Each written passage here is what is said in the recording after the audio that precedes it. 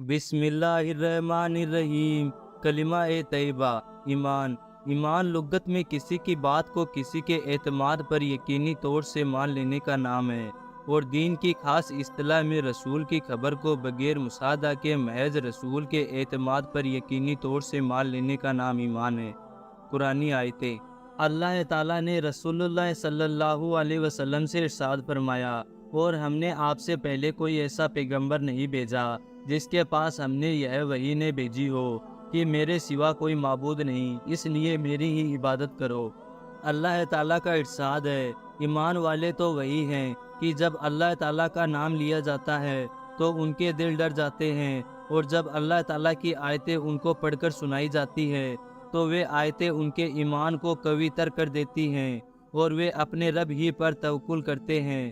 اللہ تعالیٰ کا ارشاد ہے، جو لوگ اللہ تعالیٰ پر ایمان لائے اور اچھی طرح اللہ تعالیٰ سے تعلق پیدا کر لیا تو اللہ تعالیٰ عنقریب ایسے لوگوں کو اپنی رحمت اور فضل میں داخل کریں گے، اور انہیں اپنے تک پہنچنے کا سیدھا راستہ دکھائیں گے۔ جہاں انہیں رہنمائی کی ضرورت پیش آئے گی ان کی دستگیری فرمائیں گے۔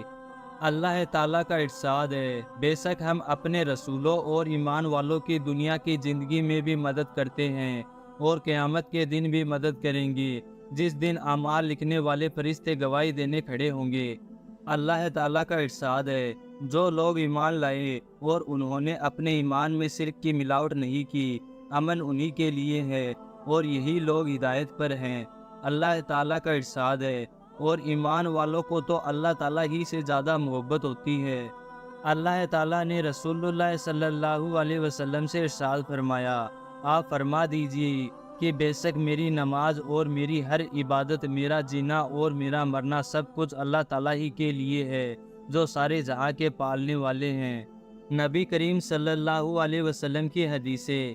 حضرت ابو ہریرہ رضی اللہ عنہ روایت کرتے ہیں کہ رسول اللہ صلی اللہ علیہ وسلم نے فرمایا، ایمان کی 70 سے زیادہ ساکھیں ہیں، ان میں سے سب سے افضل ساکھ لا الہ الا اللہ کا کہنا ہے، اور ادنا ساکھ تکلیف دینے والی چیز کو راستے سے ہٹانا ہے، اور حیا ایمان کی ایک اہم ساکھ ہے۔ حضرت ابو بکر رضی اللہ عنہ سے روایت ہے کہ رسول اللہ صلی اللہ علیہ وسلم نے ارشاد فرمایا، جو شخص اس کلمے کو قبول کر لے جس کو میں نے اپنے چچا ابو طالب پر ان کے انتقال کے وقت پیش کیا تھا اور انہوں نے اسے رد کر دیا تھا، وہ کلمہ اس آدمی کے لیے نجات کا ذریعہ ہے۔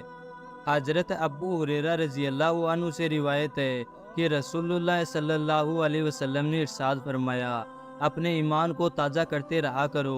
عرض کیا گیا، اے اللہ کے رسول صلی اللہ علیہ وسلم، ہم اپنے ایمان کو کس طرح تازہ کریں؟ ارشاد فرمایا، لا الہ الا اللہ کو کثرت سے کہتے رہا کرو۔ حضرت جابر بن عبداللہ رضی اللہ عنہ فرماتے ہیں کہ میں نے رسول اللہ صلی اللہ علیہ وسلم کو یہ ارشاد فرماتے ہوئے سنا، تمام اذکار میں سب سے افضل ذکر لا الہ الا اللہ ہے، اور تمام دعاؤں میں سب سے افضل دعا الحمدللہ ہے۔ فائدہ: لا الہ الا اللہ سب سے افضل اس لیے ہے کہ سارے دین کا دارمدار ہی اس پر ہے، اس کے بغیر نہ ایمان صحیح ہوتا ہے اور نہ کوئی مسلمان بنتا ہے۔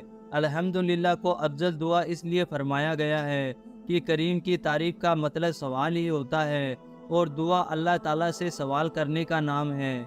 حضرت ابو ہریرہ رضی اللہ عنہ فرماتے ہیں کہ رسول اللہ صلی اللہ علیہ وسلم نے ارشاد فرمایا، جب کوئی بندہ دل کے اخلاص کے ساتھ لا الہ الا اللہ کہتا ہے تو اس کلمے کے لیے یقینی طور پر آسمان کے دروازے کھول دیے جاتے ہیں، یہاں تک کہ یہ کلمہ سیدھا اثر تک پہنچتا ہے، یعنی فوراً قبول ہوتا ہے، بشرطے وہ کلمہ کہنے والا کبیرہ گناہوں سے بچتا ہو۔